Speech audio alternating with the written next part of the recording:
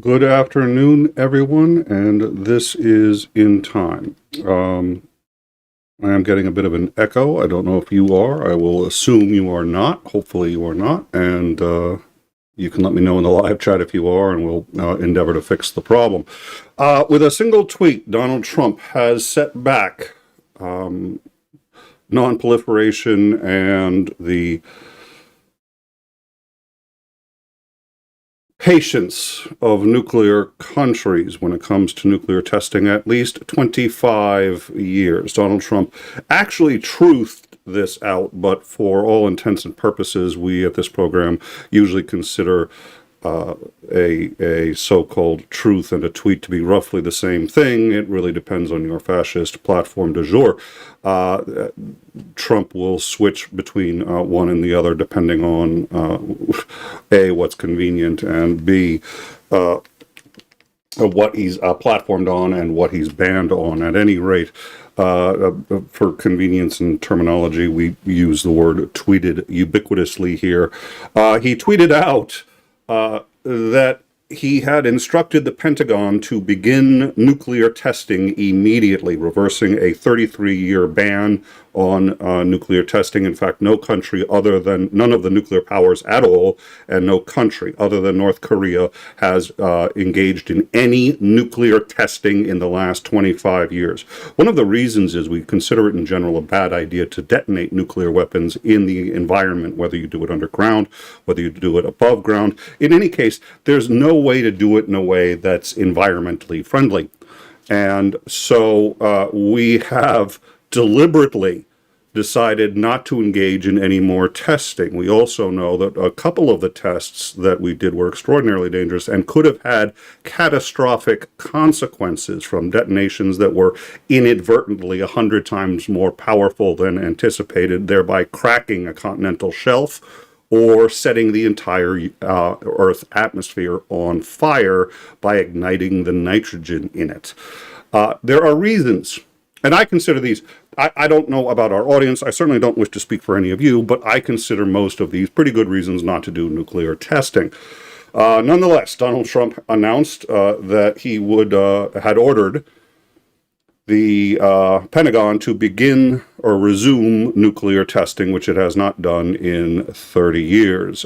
Quote, because of other countries' nuclear testing program, I've instructed the Department of War to start testing nuclear weapons on an equal basis. This process will begin immediately. Now, because it's Donald Trump, the fact that he actually said he's done it has no bearing in reality. And in fact, if you wanted to guess, sure enough, it turns out that this tweet was the first the Pentagon had heard about it.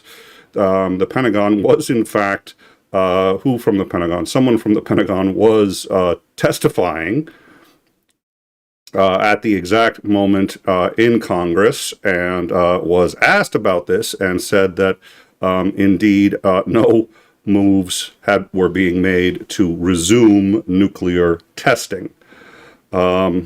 Yes, nitrogen is an inert gas, but you can still set it on fire in a nuclear sense. You can still strip the, what is it?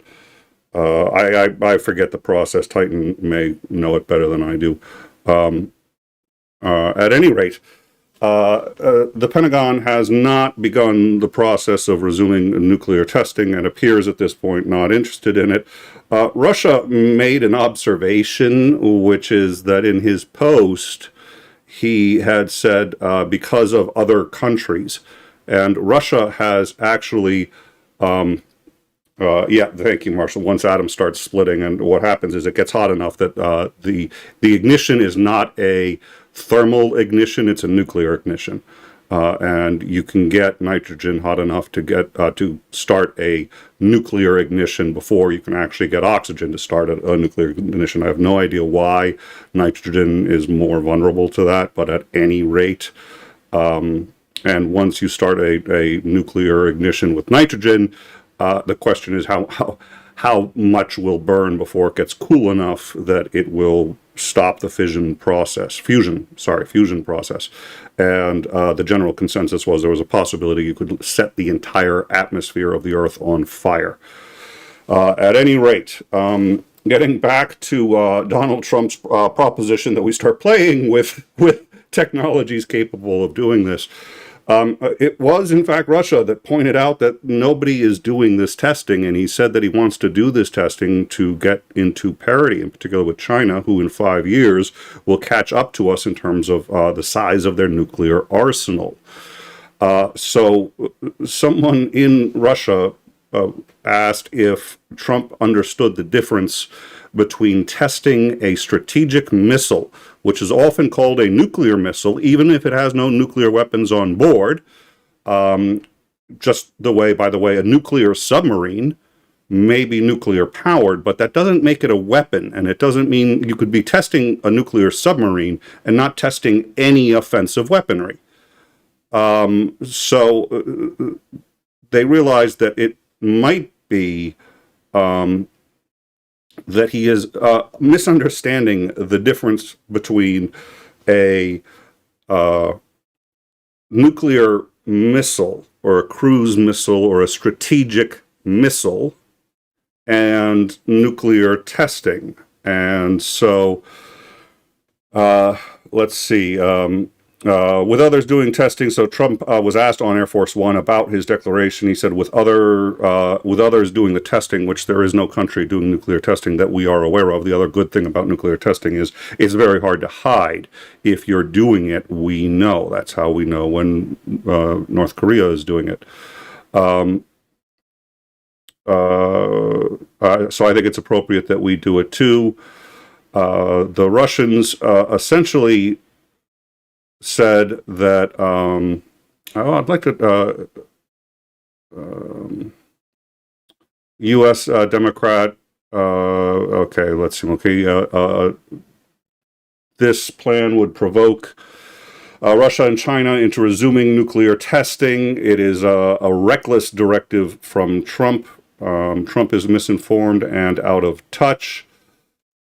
Let's see. J.D. Vance said, I think the president's truth speaks for itself. We have a big arsenal. Obviously, the Russians have a larger arsenal. The Chinese have a larger arsenal. Sometimes you've got to test to make sure that it's functioning and working properly. That is, A, not what Trump said, and B, not what anyone is talking about. To be clear, we know that it does work properly, he added later. But you've got to keep on top of it over time, and the president just wants to make sure we're doing. That's not what he said. The U.S. has more nuclear weapons than any other country. This was accomplished, including a complete and updated renovation of existing weapons during my first term in office. This is utter horse shit. Because of the tremendous destructive power, I hated doing it, but I have no other choice. Let's see. I can't believe I've unfortunately lost Russia's reply, which Russia sent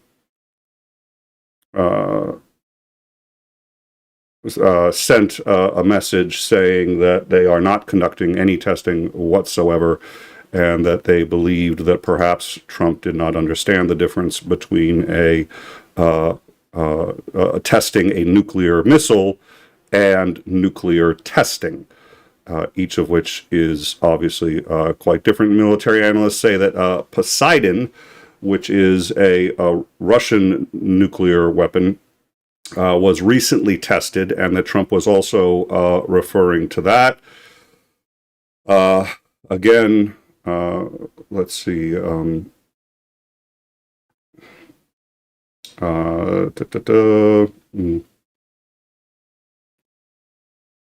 No, I unfortunately cannot find it. It wasn't Putin, but the Kremlin. President Trump mentions in his statement that other countries are engaged in testing nuclear weapons. Until now, we didn't know that anyone was testing, Kremlin spokesman Dmitry Petrov told reporters. Putin, who does in fact have the largest arsenal of warheads by an order of 3-1, if I recall, has reportedly said that if any country tests a nuclear weapon, Russia will do so also. Let's see.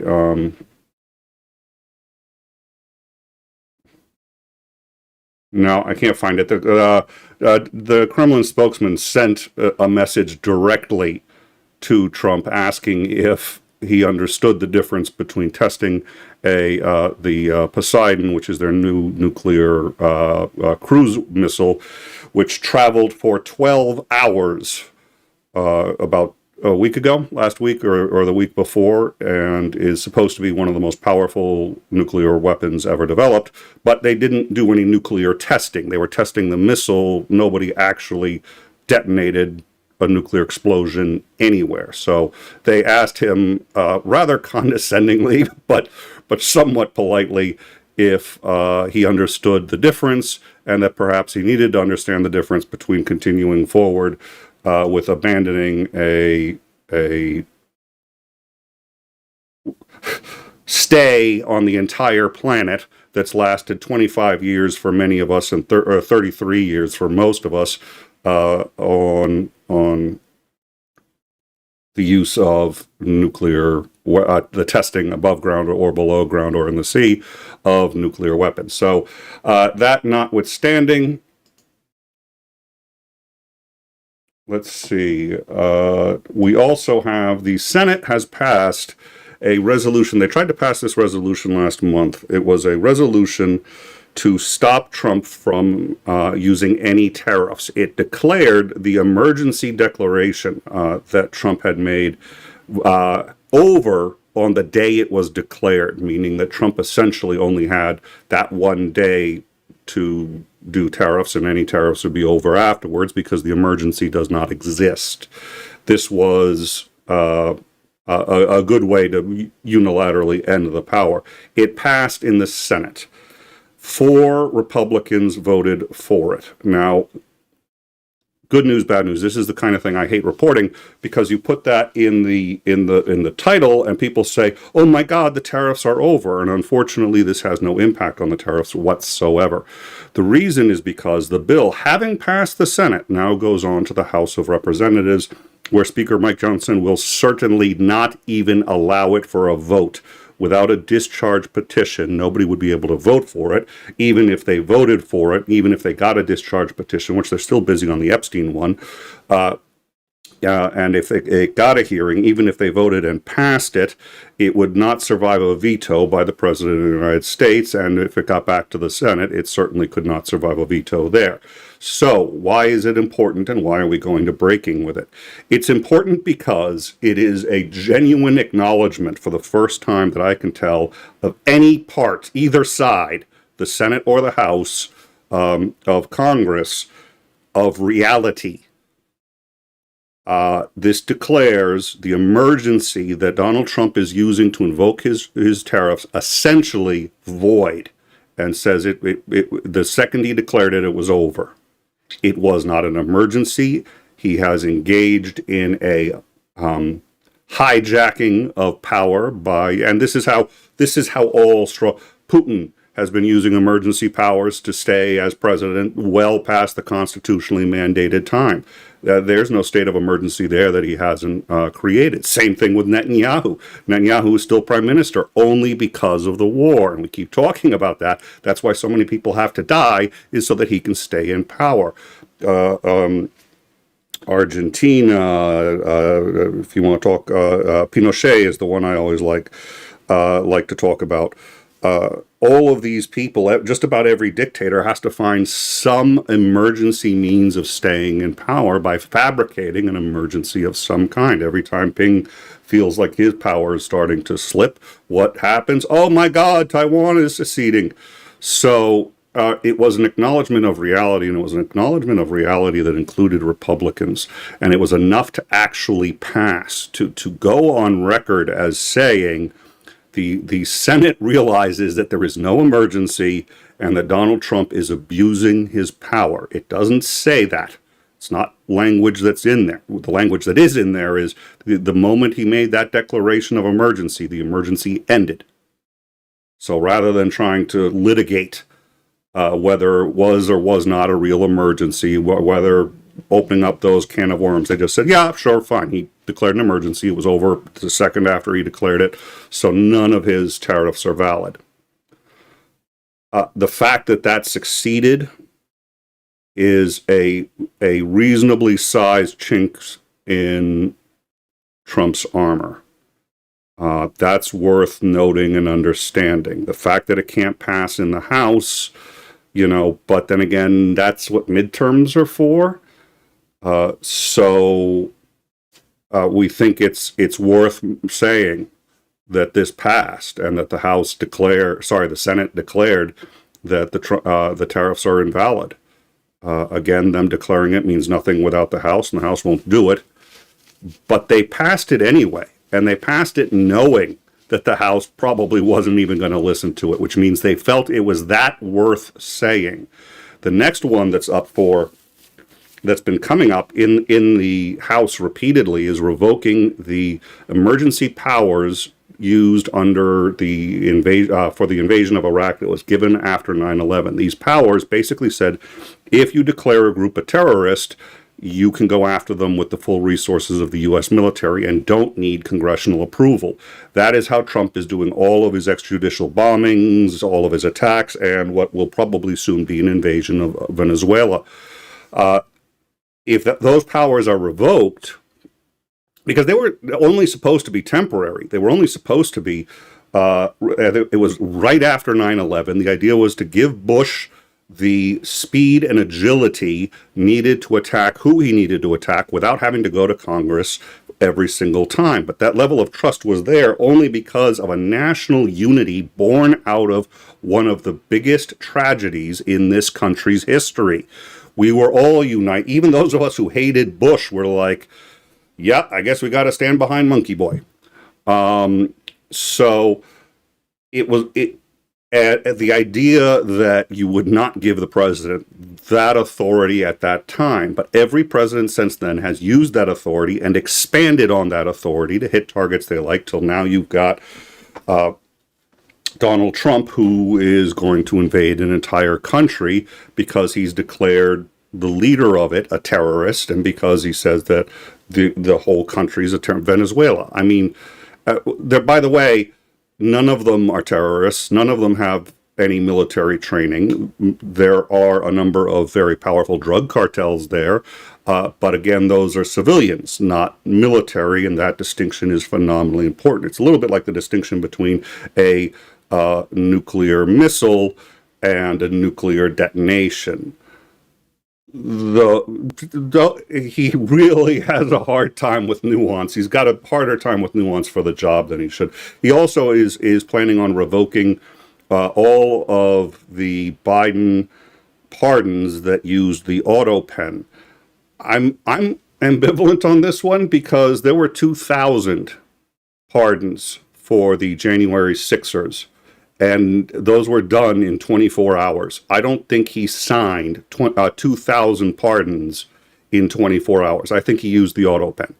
So if he just a whole nother discussion. We may get to that tonight. We've got a show tonight, Downtime, with Commander Lance McMillan. That will be at 9 p.m. Eastern Standard. That's in about 3 hours from now. We'll be discussing all of this, including 3 states, New York, Rhode Island, and Oregon, have all declared a state of emergency today.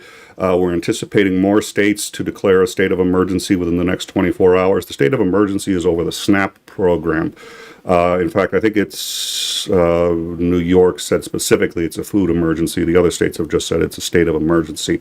What happens when you declare a state of emergency in most states is that frees up the emergency funds that they have for hurricanes or whatever kind of emergency they're experiencing. The funds they're going to use to offset the loss of SNAP income to try to pay at least some of the people. In many cases, the SNAP income exceeds the emergency income that these states have, or the emergency funds that these states have, especially as you get south of the Mason-Dixon line. In most red states, they don't have emergency funds sufficient to cover this. So the irony is, of the bottom 10 least productive states. 8 are red states. These are the states that are going to get hit hardest by the resulting closure of the SNAP program. Now, right now, the Democrats tried to pass a SNAP funding bill that would just permit the emergency funds that SNAP has, because SNAP has $6 billion in emergency funds, which is sufficient for about a month. They've got $6 billion in emergency funds. Previously, when the government has been shut down, those funds have been used to keep SNAP running. Trump has said, no, that's illegal, and we're saying that that's illegal because really those funds are not, the government being shut down is not an emergency. Something that causes a dip in our ability to make SNAP payments is, but that is not. So Trump is apparently weaponizing this, and to the detriment of a significant portion of his base. I'll be honest, there is so much here that fits into the bite model that I'm not sure he could do anything to alienate at least a percentage of that base. But the concern in the states of emergency are for 2 reasons. One, to free up state funds to make up the shortfall in SNAP benefits. Of all of the states doing that, none that I have seen so far appear to have sufficient funds to make it up 100%. New York, at best, is going to try to make 50% of the SNAP benefits available to its people. Having said that, there's a second reason. There's been a lot of TikToks, a lot of activity on social media talking about how to break into a grocery store, how to steal from a grocery store, yada, yada, yada. We've already talked about the fact that also in these poorer neighborhoods, a lot of those grocery stores there get 50 to 80, sometimes even 90% of their income from food stamps, which means when you cut the SNAP program, when you cut the food stamps, the grocery stores all start to go down. As they go down, yeah, eventually they'll come back up once you restart the SNAP, but it takes months, if not years, to recover from that kind of economic loss. So businesses that run apartments in those areas are also going to start to have problems because their residents are either going to have to move, or the entire thing is it's going to start to cause some significant social problems. And the last time SNAP benefits failed in just one state, and honest to God, I want to say it was Nevada. I can't remember. It was a while back. One state refused to deliver its SNAP benefits. There was some kind of legal snafu at the state house. They did not deliver SNAP benefits, and there was rioting, which is kind of what you'd expect, because when people can't get food, they get scared, and they get scared very, very quickly. So depending on the states that have the ability to at least offset some of this SNAP funding, you will see a varying degree of the breakdown of society, as those who have difficulty and have food insecurity as it is lose a major lifeline. And I would like to point this out. We are the richest country in the world, and we are a country that has not had to we've had to deal with homelessness, and that's an embarrassment. We've had to deal with homelessness really since Reagan. We didn't have any homeless until Reagan. So there's a problem that we have that's embarrassing for a Western civilization. Most Western civilizations shouldn't have to deal with homelessness. It shouldn't be a problem. But we haven't had to deal with hunger. And a lot of countries have had to. China, just 10, 15 years ago, 1/3 of its population was, food inefficient for food. They weren't all starving, but they weren't making their complete nutritional daily requirements. And a number of them were starving. So in 10 years, China's managed to get that turned around. Russia has faced starvation. A lot of countries have faced starvation. The U.S. in modern times has not had to face any real starvation issue. Donald J. Trump, this guy who's supposed to be great at negotiating, who's supposed to be able to bring sides together and all this other stuff, can't get every American fed, and it's the richest country in the world. I would like a Republican who voted for Trump to explain that to me.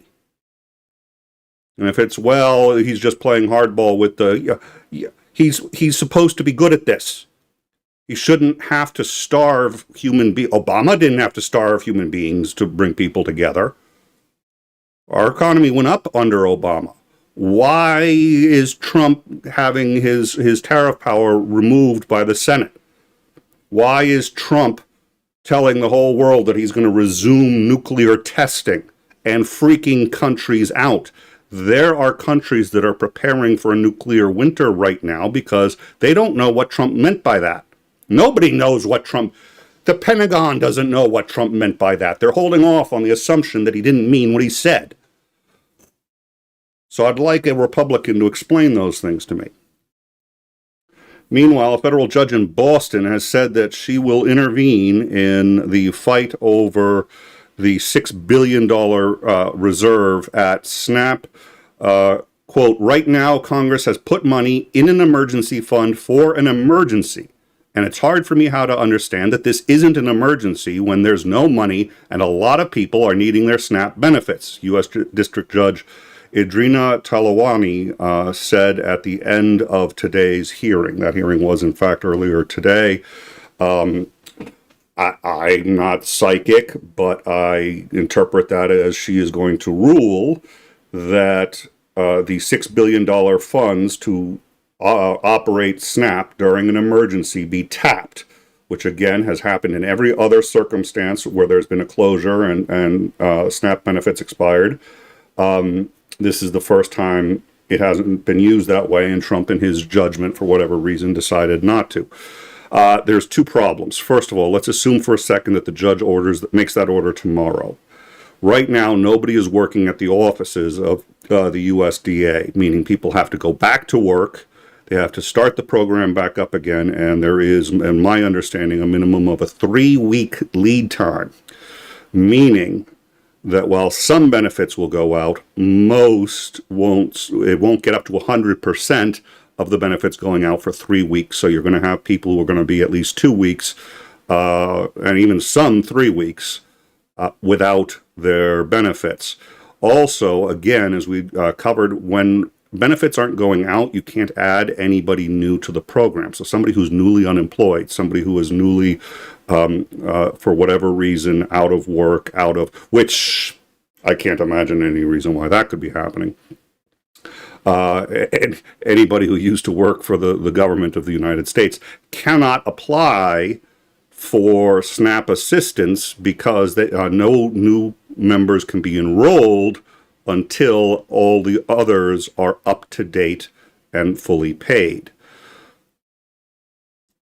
It's going to be a while to untangle this mess. That is the best case scenario, that she approves this tomorrow. People start going back to work at the USAID, and they start working as fast as they can to catch up on but that's why the states are declaring states of emergency. There's going to be a gap, and it's going to be reasonably significant no matter what happens. The other problem is that we have a president who thinks it's okay to ignore judges. And so I think it's a coin toss as to whether or not Trump actually listens to what she says. If she says the SNAP benefits have to come back, well, there's no skin off of him to do as the judge says, and in those cases, he's often just done as he's told. Having said that, he's the one who made a point of not doing it. It's a direct challenge to his power, so it's a really good question to see whether or not he decides discretion is going to be the better part of valor in this case, or he's going to make an issue of it and just say, no, I'm in charge of the USDA, and I'm telling you, because, by the way, if he appeals this judge's decision and it goes to the Supreme Court, we all know where it's going to land. So that's the worst case scenario. In either case, we expect to hear from the judge very, very quickly. I'm a little surprised we didn't hear today. She did say today that this is clearly an emergency, and it looks like she's going to rule against the Trump administration and order that the USDA be reopened and funded through the $6 billion emergency fund, which again would only last for 1 month, but it covers everybody for 1 month. So that's the news. That we're going to be discussing a number of these tonight. Commander McMillan, I think, is a good person to talk about the difference between testing a nuclear weapon and nuclear testing.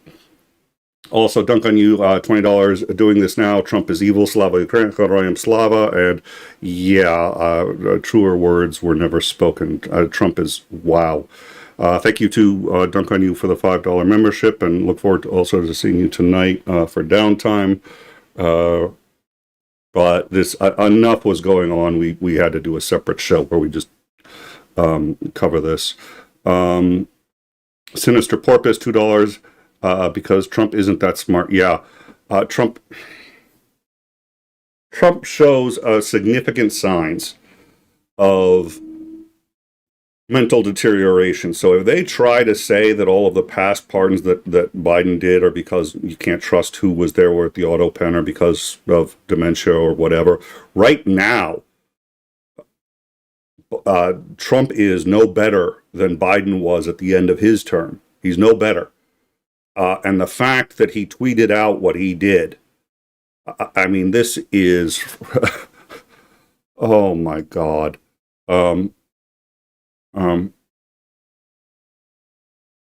Let's see. Yeah, because I am, what is it? Because I am stubborn. I just have to try to find that. I really did like that quote. Let's see.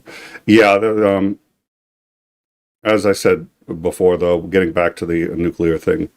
Yeah, so it's essentially a violation of the Non-Proliferation Treaty, and if Trump starts engaging in nuclear testing. But his concern was both Kim and the dramatic increase of nuclear weapons. Their arsenal is going to increase to match ours within 5 years. And the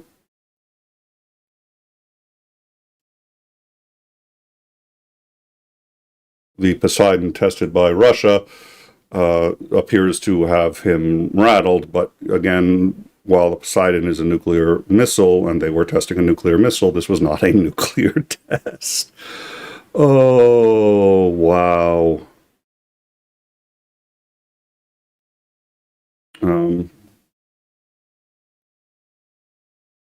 Yeah, all right. So thank you all for joining us. Look forward to seeing you tonight at 9 p.m. Eastern for downtime with Commander Lance McMillan. That part will be fun, talking about what's going to happen if there's a lot of questions about what's going to happen on November 1st. And by the way, that's not as hard a date as it sounds either. SNAP benefits don't immediately end then, but they end within days. They start to end. People will not be getting them on November 1st. And then it's just the number of people who aren't getting them is going to increase over. It's going to be rapid. But so November 1st is just sort of the easiest for all of us to just say, okay, here's the deadline. And we're not sure what's going to happen. It will be if Trump or a judge or Congress doesn't fix this, it will be the first time that I'm aware of in U.S. history where starvation became a real and actual thing.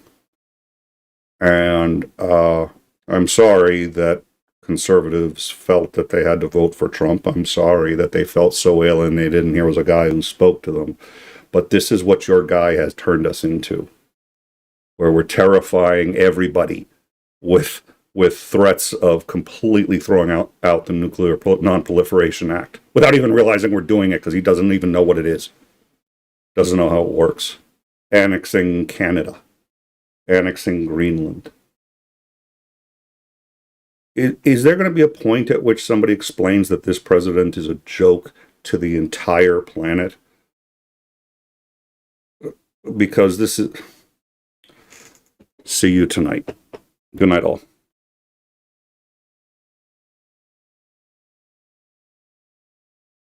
Nope. Well, and of course, I'm